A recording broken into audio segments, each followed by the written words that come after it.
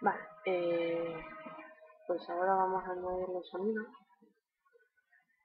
Y vamos a añadir el sonido del agua, la cascada y el sonido del río. Bueno, ya hemos importado el sonido, hemos hecho una carpeta y lo vamos a agregar.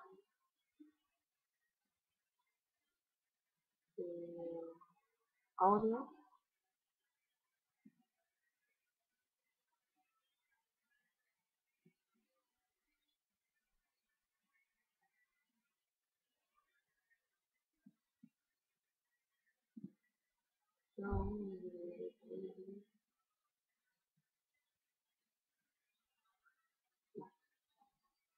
Y nos sale aquí.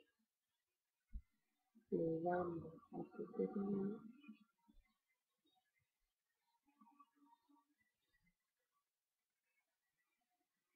y creo que ya está.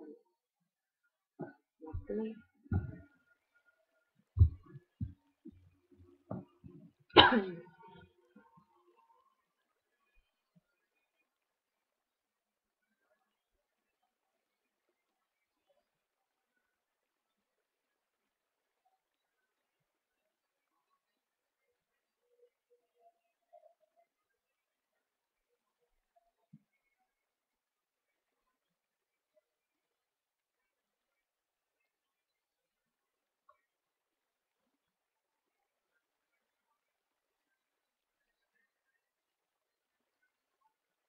Vamos a ver.